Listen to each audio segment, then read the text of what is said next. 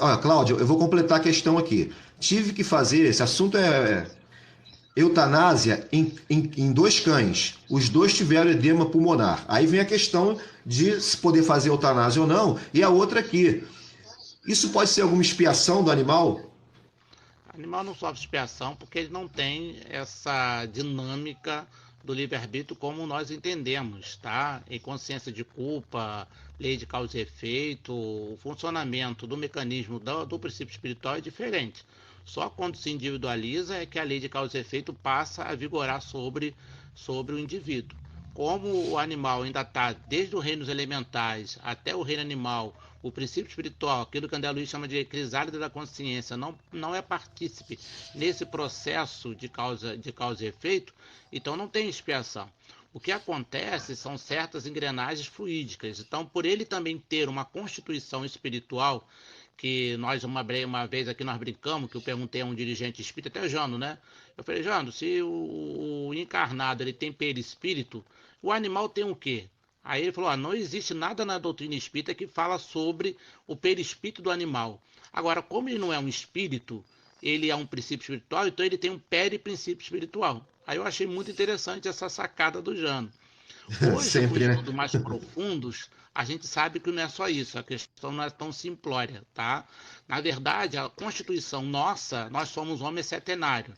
Nós temos o corpo físico, o corpo vital, o corpo astral, é, o corpo mental, o mental superior, o corpo búdico, o corpo átmico. São 7 estruturas. No animal, ele tem 3 estruturas: o corpo físico, o corpo vital e o corpo astral. Esse corpo astral é que se manifesta no plano espiritual. Então, nesse corpo astral, acumula-se energias. Vamos dizer, o cachorro que é colocado numa rinha, aquela animalidade que é incentivada pelo humano, acaba criando um engurgitamento fluídico no corpo astral dele. Então, por isso que ele tem que queimar aquelas energias. Mas não é expiação, porque a expiação parte de uma consciência de um erro praticado. Ele não foi um erro praticado, foi um erro da pessoa que colocou aquilo sobre ele.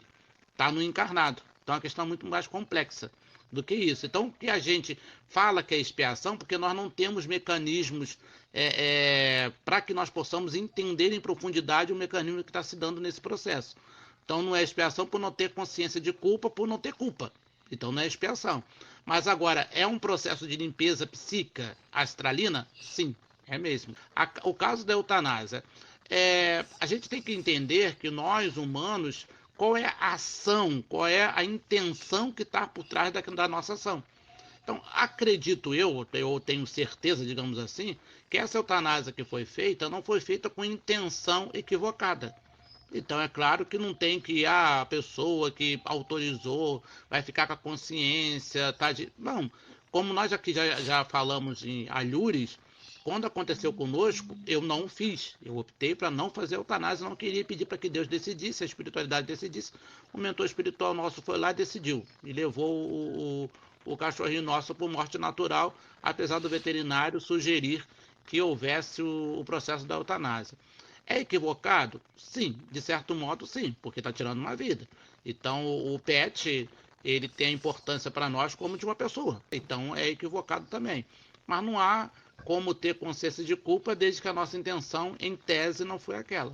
O Então animal, vai. quando morre, libera alguma energia, e se essa energia pode favorecer ou prejudicar.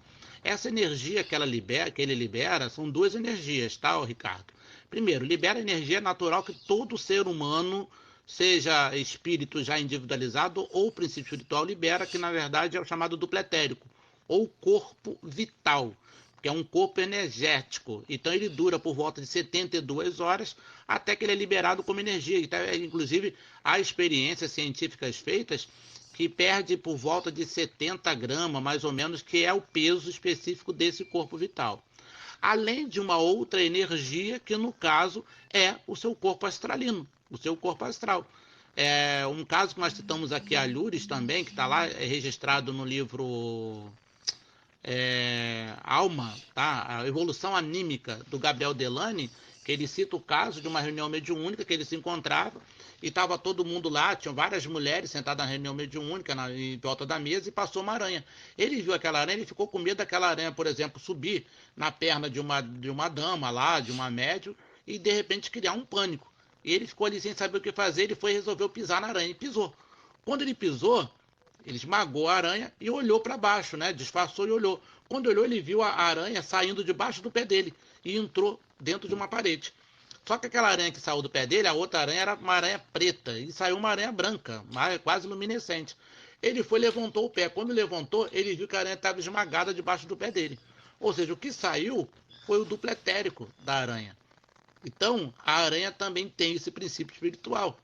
Até as plantas têm. André Luiz, no livro Mensageiro, conta um caso de uma criança que cortou a parte espiritual de uma planta e a planta no plano físico morreu. A criancinha estava com a criancinha desencarnada, a mãe desencarnada. Aí a criancinha vê uma florzinha lá, acha tão bonita e vai lá e colhe no plano astral. Quando tira a parte astralina, a parte material, ela morre automaticamente. Então, todos os reinos, até as plantas, todos os animais, eles têm um corpo astral. Ao desencarnar, essa energia é liberada. No caso dos animais, eles mantêm uma individualidade quando não são almas grupos. As almas grupos não têm essa individualidade. Vamos ver aquele filme, por exemplo, aquele Procurando Nemo. Tem uma cena extraordinária que tem um montão de... aquele peixe lá, não sei o nome daquele peixe lá, que eles fazem uma cetra, são milhares de peixes. Ali é alma grupo. Eles não têm uma consciência de individualidade. É uma alma grupo. Então ele desencarna, ele tem essa parte astralina, tem, mas não mantém individualidade. São encarnações compulsórias. Não sei se era sardinha ou outro. Acho que não sei se era sardinha. Talvez fosse sardinha. Aquela cena ali do filme Procurando Nemo expressa muito bem o que a gente entende como almas grupos. Mas o duplo etérico ele tem forma? Tem a forma da aranha quando aranha, a forma do cachorro quando cachorro, e etc. Mas ele não dissolve nesse duplo etérico que é aquela fumacinha? Isso, ele vai dissolver no espaço de mais ou menos 70 horas, 70 a 72 horas, porque ele é um campo energético, é ele que mede a aura. Quando você faz uma fotografia Kirlian, você tá medindo o duplo etérico, o corpo vital. Tá medindo a alma, tá fotografando o espírito. Não, tá fotografando o duplo etérico. Mas aí ele tem essa vida própria de por exemplo, correr para Guaranha, correr para o buraco. Isso que me deixou confuso. Ali é o corpo vital, é o corpo astral. Ah, junto com o duplo etérico. O corpo vital é energia, tá junto, até que ele vai ser liberado. Ah, tá. Como no caso nosso, seria o fluido vital. Tá, entendi. O suicida, a pessoa que tem desencarne muito violento, porque ele sente muito aquela dor, que é a questão 237, 238 do Livro dos Espíritos, em diante, 257, fala sobre isso, por causa da concentração desse fluido vital. Aí o Ricardo está perguntando, por isso que se deve fazer a cremação após 72 horas? Não.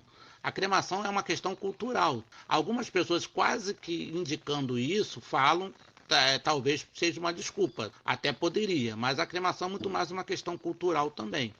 E o Cândido está perguntando, frango, boi, porcos confinados para consumo humano são casos de almas grupo? Não, Cândido. O frango, o boi, o porco, etc., eles têm uma individualidade. Ali o que está passando é um processo extremamente terrível, primitivo do nosso orbe. Essa questão do abate, tá? O boi, ele sabe que ele vai morrer. Então é uma coisa assim horrível. Nós que nos alimentamos de carne humana, de carne desses pets, desses animais, é uma coisa horrível ainda. Mas não são almas grupos, não. Alma grupo seria, como falei, a sardinha, esses peixes, cardumes, né? A formiga, escardume, formiga, abelha. Inseto, alguns tipos de inseto, abelha, vespa, aí seria alma grupo. No caso que você citou, já há um princípio espiritual já quase se individualizando, aquilo que André Luiz chama de crisálida de consciência.